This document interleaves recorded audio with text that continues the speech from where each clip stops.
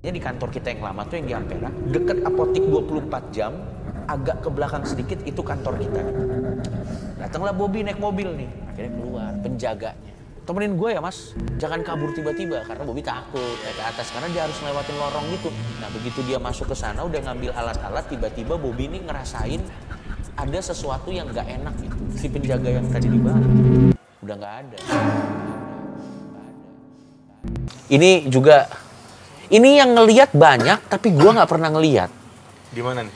Sampai ini jadi keresahan satu masyarakat rehab dan akhirnya ada keputusan yang dibikin sama pihak rehab untuk mengantisipasi hal tersebut. Maksud gua, apakah ini mass hysteria? Gua nggak tau. Jadi ceritanya bukan di kamar yang sama nih? Bukan, ini yang ngalamin semua kamar. Okay. Jadi gua bikin, jadi ini kamar mandi, oke, ini kamar mandi, ini dapur, ini kalau nggak salah begini ya, ini lorong, oke, ini dapur, ini kamar mandi. Terus ini ada jalan begini, ini ruangan konselor. Habis itu di sini ya udah ruang makan lah. Ini kita di lantai 2 posisinya. Oke. Ini kita sebut dapur 1. Ini kita sebut kamar mandi 1. Ini kita sebut dapur 2. Ini kita sebut kamar mandi 2. Oke. Ini kamar 6. Ini kamar 5. Ini kamar 4. Ini kamar 3. Ini kamar 2. Ini kamar 1. Kamar gua tuh di sini. Oke. Nah, kamar 6 selalu kosong. Oke. Yang diisi cuman kamar 1, 2, 3, 4, 5. Oke.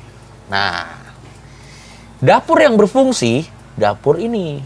Dapur 1. Dapur 1. Kamar mandi yang berfungsi, dua-duanya berfungsi. Tapi kamar mandi kita, kamar mandinya denahnya begini nih. Ini kamar mandinya, sorry. Ini begini. Pintunya di sini, tapi bilik-bilik gitu loh. 1, 2, 3. 1, 2, 3. Gini, kalau nggak salah ada 6. Yang di sini dikunci. Kuncinya digembok. Kuncinya digembok. Yang bisa dipakai cuman ini, dan ini gitu.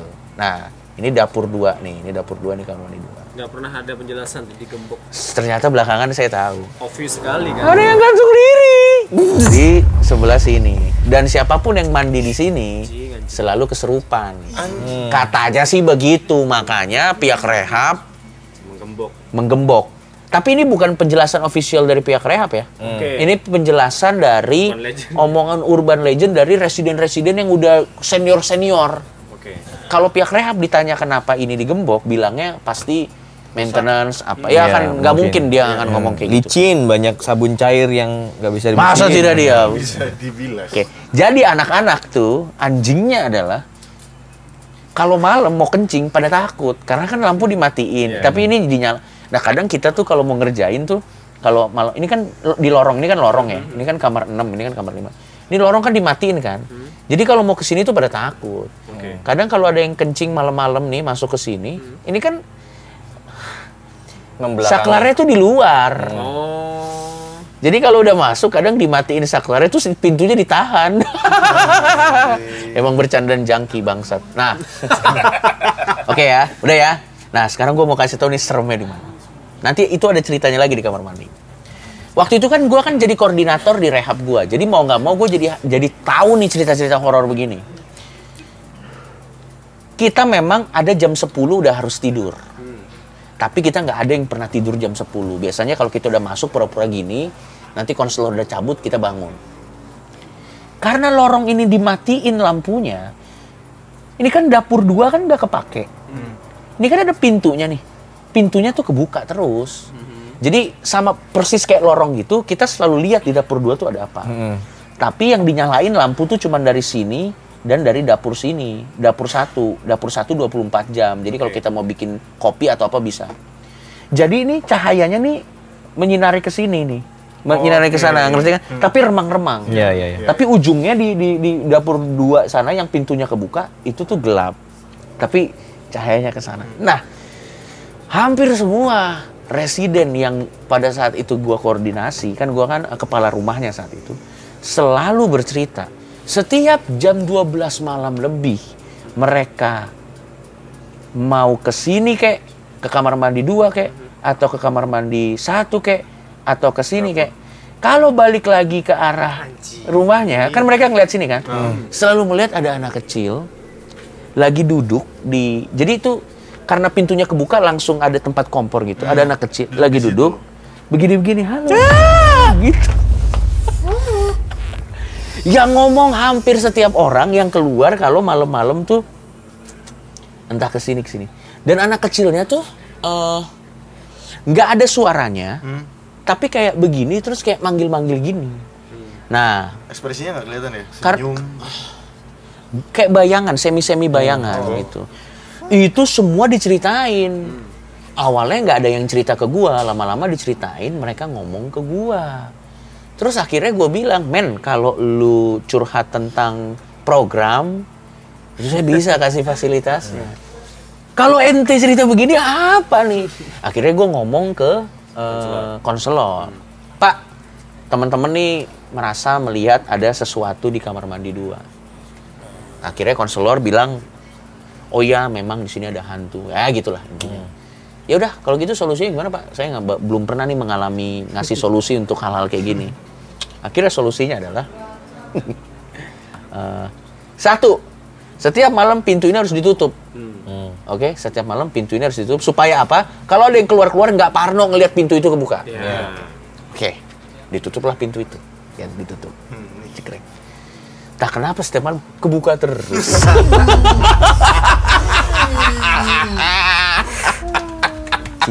Nah, awalnya gua merasa pasti ada anak-anak bangsat yang emang sengaja ngebuka itu malam-malam. Karena gua tahu pada iseng.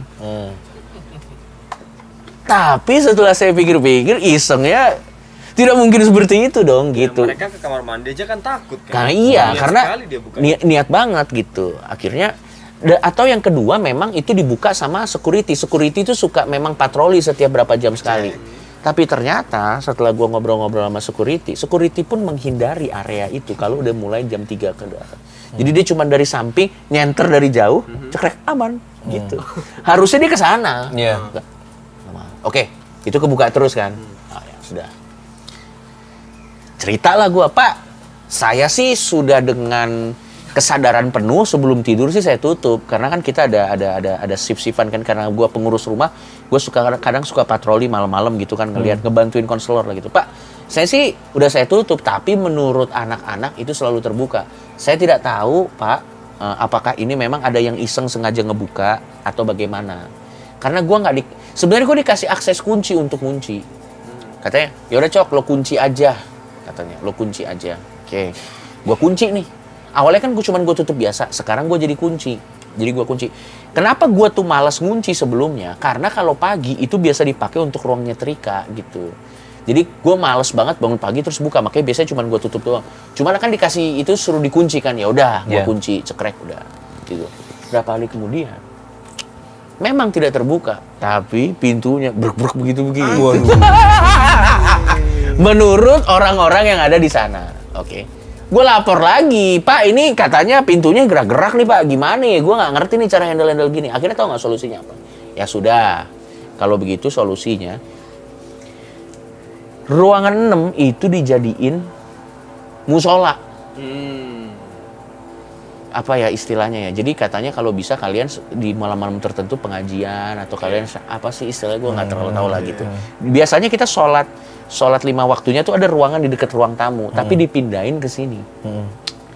Oh ya udah kalau memang begitulah, gue sampaikan ke anak-anak, bro, kata konselor kita suruh pindah sholatnya itu di daerah sana.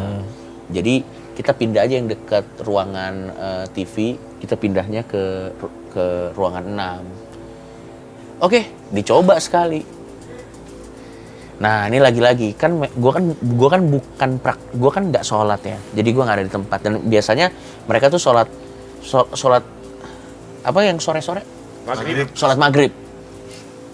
Dicoba nih sholat maghrib. Iya. Kan dia nggak tahu. Sholat senja tuh namanya. Waduh. Indi sekali. Minum kopi dong. Dia sholat nih. Dia sholat.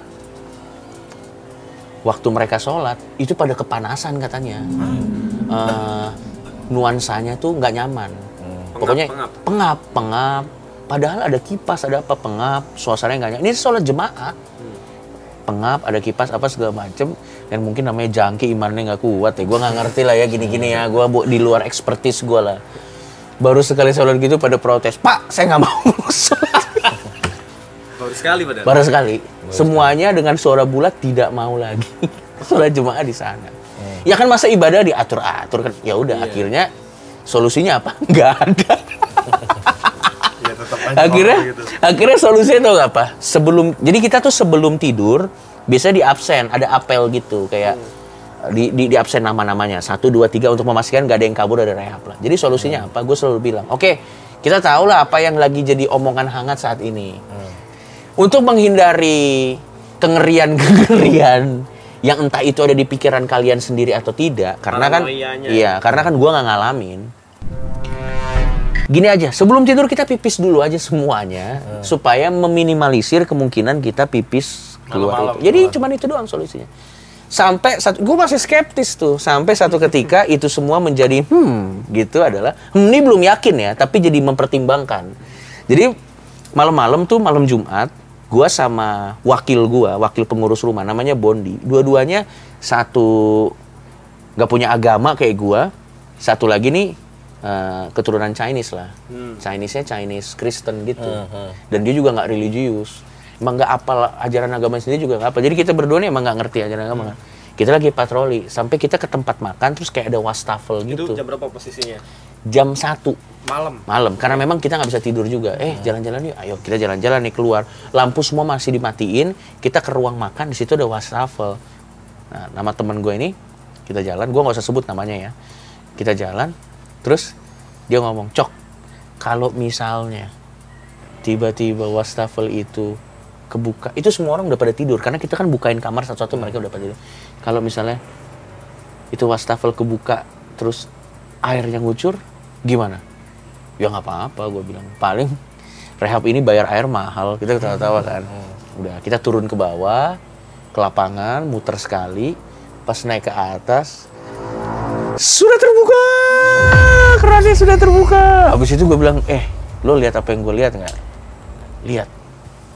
Wah gila banget nih, kita nyalain lampu, terus gue cek kan, ini kenapa bisa kebuka, apa nih segala macam. Itu jujur gue nggak tahu jawabannya. Kenapa itu bisa terbuka? Apa memang lagi-lagi? Apakah memang si temen gue ini sudah janjian sama temennya, begitu gue turun kita takut-takutin? Gue nggak tahu. Niat banget. Gue nggak tahu apa yang terjadi, tapi yang jelas itu udah kebuka. Ya udah, akhirnya kita ngomong, bro. Jadi kita tuh manggil konselor tuh bro. Bro, ini gimana bro? Makin liar nih cerita-ceritanya nih. Terus ya udahlah, kalian harus belajar mengabaikan, kalau kata konselornya gitu, mengabaikan kejadian-kejadian seperti itu. Jangan terlalu di overexpose ngomonginnya, karena kayaknya dia seneng kalau dapat perhatian sebesar itu. Jadi kalian anggap lewat aja gitu. Ya tapi kalau melihat bayangan-bayangan itu kan sangat sulit itu. Sangat sulit. Ya udah, akhirnya jujur sampai gue keluar tuh nggak ada solusinya. Nggak ada solusinya karena toh jangki-jangki di sini juga bukan orang yang memiliki ilmu agama yang paham, dan mereka juga memang orangnya gue nggak ngerti deh apa itu. Jadi sampai gue keluar dari tempat itu rehab itu nggak ada solusinya. Bahkan beberapa kali di kamar mandi, ini kan kamar mandi 2. Oh iya, pernah lagi di kamar mandi 2 ada malam-malam, dia ada yang malam-malam tuh udah ditutup tuh, dia ke sana di pintu yang digembok itu kadang ada gitu-gitu. Waduh. Ya tapi ya udahlah. Sampai gua keluar itu nggak pernah ada solusinya permasalahan. Cuman kayaknya kalau gua bisa berasumsi dan nebak-nebak ngasal, kayaknya itu semua jadi heboh karena diomong-omongin setiap hari. Terbentuk di mindset. Jadi mungkin ada yang itu benar kejadian, dan karena ditambahin omong-omongin, jadi kita udah nggak tahu bedanya lagi mana yang real dan mana yang itu sugesti dari teman-teman. Coba ceritain yang ini nih, apa namanya? Yang mana? Yang rumah sakit tuh, horor-horor di rumah sakit tuh. Aduh, yang mana ya gua? Sebelum ke cerita lu. Oh ada, bokap gua nih, cerita bokap gua. Jadi bokap gua tuh kan dokter umum, dan sebagaimana layaknya dokter umum, pada saat bokap gue masih berpraktek di rumah sakit, ya dia tuh masih praktek tuh sampai malam gitu, dia sampai praktek sampai malam. Dokter beneran ya, ada ijazahnya ya? Emang beneran, emang beneran, ini dokter Di kota beneran. kita ada yang gadungan. Waduh, bangsat. Dia emang yang digaji itu ya. Iya. Sumpah itu absurd banget sih. Anyway, bokap gue ini emang dokter beneran. Dia di salah satu rumah sakit di Depok lah gitu. Awal-awal dia jadi dokter di sana, dia masih sering dapat kebagian shift malam. Ini adalah pengalaman yang dialami oleh temennya. Yang mana saat kejadian ini berlangsung, bokap gue tidak bersama temennya, tapi ada di ruangan lain. Dan saat temennya ini ngelihat dan takut, kaburnya ke bokap gue. Gitu. Jadi ceritanya tuh, ada temennya bokap gua dan ada dia kontrol shift malam lah, masuk ke ruangan kayak ini gimana ibu. Iya. Nah satu ada apa ya, gue bilangnya suster mungkin, gua nggak tahu, tapi yang perawat. Gua nggak tahu, gue lupa ini cewek atau cowok, gue lupa. Nemenin kontrol aja, ini gimana gitu. Nah perawatnya ini juga baru di situ, tapi temennya bokap gue udah lama di rumah sakit itu gitu. Tapi masih muda. Nah rumah sakit di Depok ini tuh ada lantai 1, ada lantai 2, lantai 3, seperti rumah sakit biasa dah. Jadi udah ke lantai atas, dia coba cek begitu. Tiba-tiba naik ke, kita bilang aja lantai 4 ya. Lantai 4, turun ke lantai 3, cek.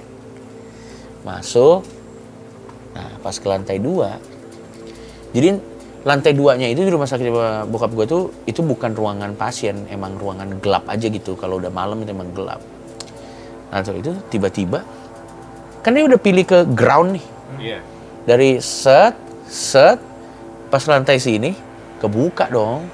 Liftnya, jadi kayak emang ada yang mencet. Jadi gue ceritain dulu, bokap gue tuh ada di bawah. Oke. Gue nggak tahu sebutnya apa, lagi nongkrong sama temennya. Lantai 4, lantai 3, lantai 2 tiba-tiba berhenti, ting tung gitu. Berarti ada yang mencet, ya ada yang situ dong. Nah, mereka tuh bingung, siapa nih? Karena lantai 2 nih band, dan kalau jam malam nih gelap semua, udah nggak ada lagi karyawan. Kebukalah pintunya. Menurut cerita temennya bokap gua, kebuka, nggak ada siapa-siapa nih. Tiba-tiba dari jauh sana ada suara tek jalan. Nah sama perawat ini ya, karena dia berasumsi ada orang mau masuk, ditahan dong liftnya. Liftnya cekrek, dibuka gini dong. Jalan nih, makin jelas orangnya. Menurut temannya bokap gua, sekali lagi menurut temannya bokap gua langsung heboh waktu ngelihat sosok yang mau masuk lift itu.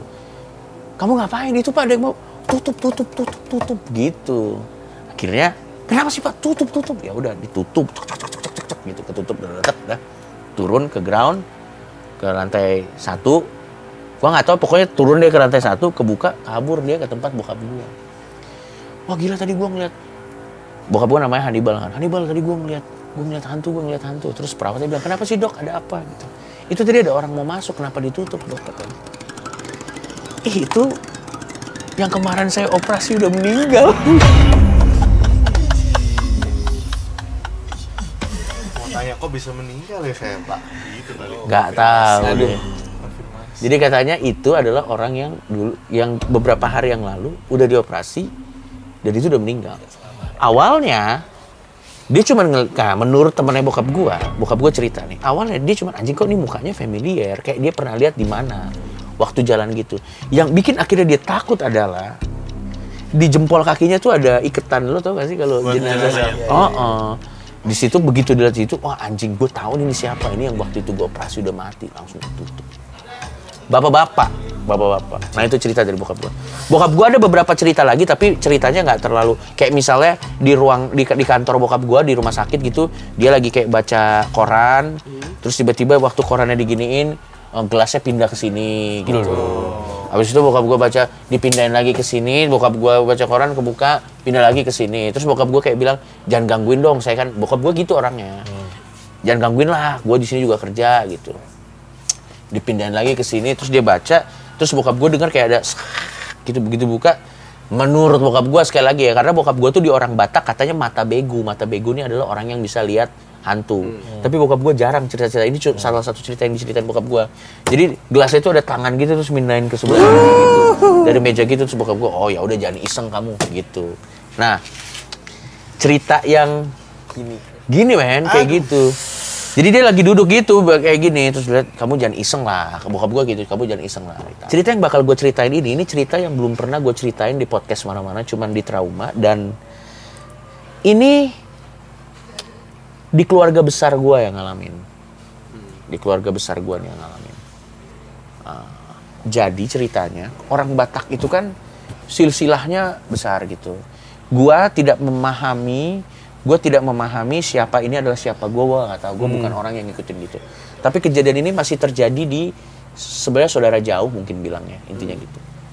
Jadi gue punya kakak sepupu, dan kakak sepupu gue ini punya kenalan lah yang sebenarnya kalau dihitung-hitung tuh itu keluarga juga gitu. Tapi gue nggak tahu ngitungnya dari mana.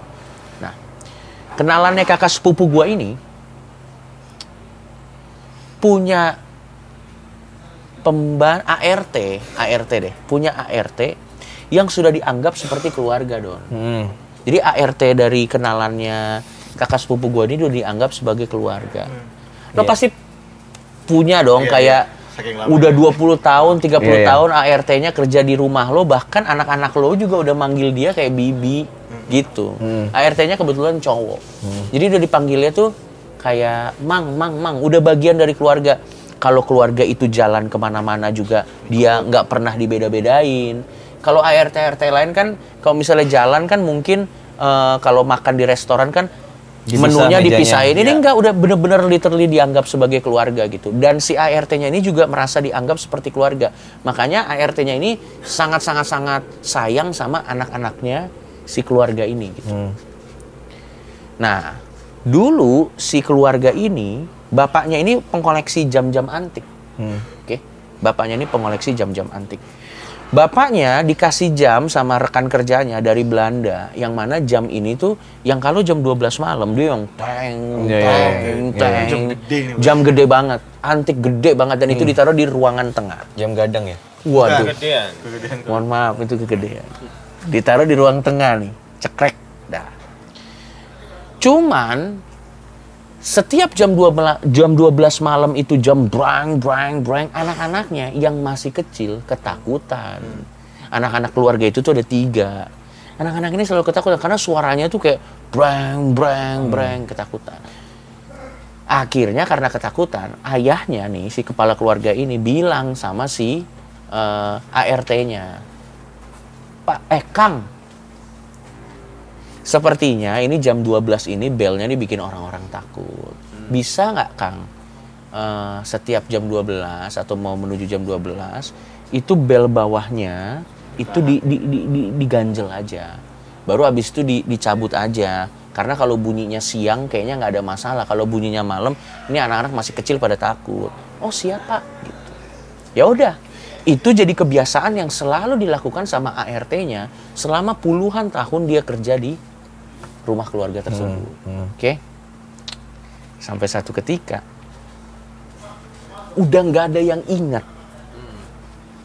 Dari mulai anak-anaknya ini kecil sampai gede, udah nggak ada yang ingat kalau memang tugasnya si Akang ini adalah ngeganjel itu bel. Jadi mereka ingatnya udah nggak ada suaranya aja gitu. Sampai satu ketika si Akang ini ya meninggal aja udah, karena memang ya umur udah tua kan, meninggal. Sedih lah ini semua keluarga. Berarti kan nggak ada yang ya.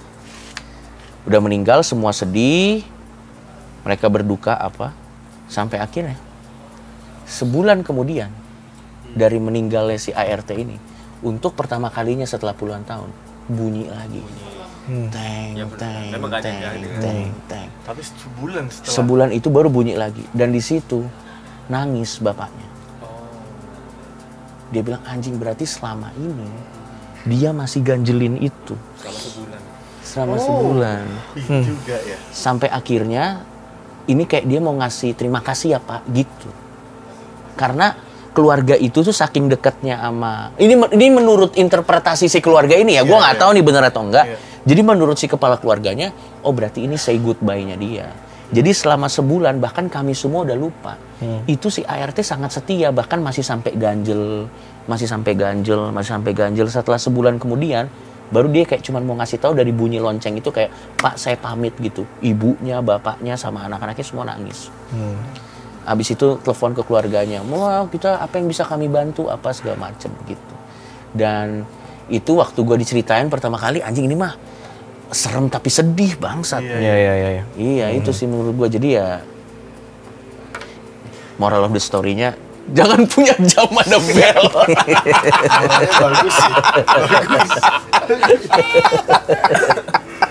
Jangan bro. Seru bro, gitu bro. Ya paling itu doang, itu belum pernah gue ceritain di mana-mana tuh. Itu cuma di sini tuh. Gue nggak tahu itu serem atau enggak ya. Iya, apalagi jam yang ini, yang sampai keluar bonekanya. Itu kalau siang sih biasa aja ya. Kalau malam serem tuh. Kalau malam sih serem sih. Itu sih sebenarnya. Jam antik, boneka-boneka gitu. Sama jam yang ini anak bayi yang gini-gini nih. Ada serius loh. Ada kan zaman dulu. jam-jaman dulu tuh. Jam anak kecil Anak ngaji. kecil ngaji. Ngaji. Kepalanya bisa gini. Wah anjing serem banget tuh. Serem banget tuh. Kepalanya cuma 2 dimensi, jadi bukan kepala gini tapi kayak gambar, tapi dia gini. Tapi gue nggak tahu ya, gue nggak percaya gini-gini. Tapi katanya barang antik itu memang salah satu medium. Nyimpen. Manekin itu kan katanya juga. Mau ya. Boneka sih gue nggak takut sih gue sama boneka. Mau itu ada setannya atau enggak, gue takut sama boneka.